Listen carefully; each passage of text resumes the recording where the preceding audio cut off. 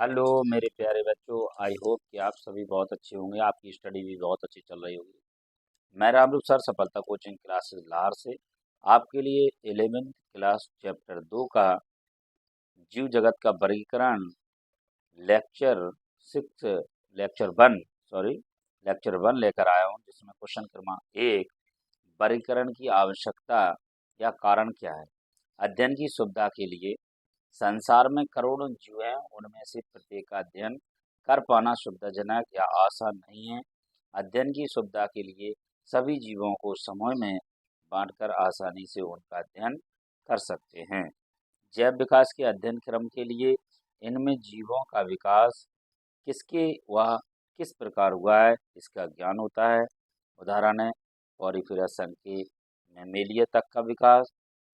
जाति वृत्तीय अध्ययन, इसमें किसी जीव का विकास पहले या बाद में हुआ, इसका अध्ययन या ज्ञान होता है।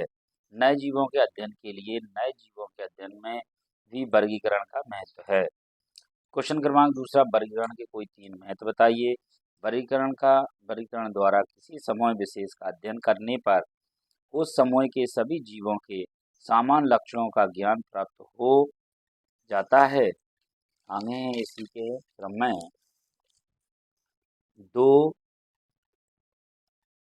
इसी क्रम में देखिए, दो विभिन्न समूहों के बीच परस्पर संबंधों का ज्ञान प्राप्त करने में वर्गीकरण का विशेष महत्व है। इसके द्वारा ही जैव विकास को समझने में सहायता मिलती है।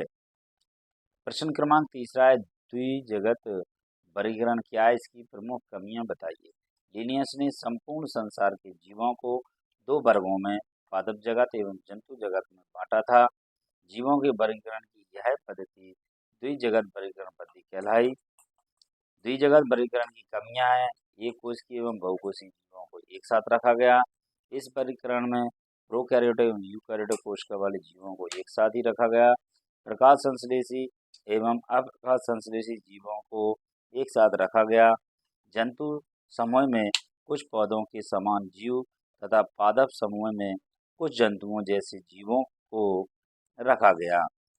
इसके बाद प्रश्न क्रमांक 4 है। प्रश्न क्रमांक 4 में है, वर्गीकरण का इतिहास क्या है। सर्वप्रथम वर्गीकरण अरस्तु ने दिया, जिन्होंने 2 जगत अवधारणा दी, पादप जगत व जंतु जगत।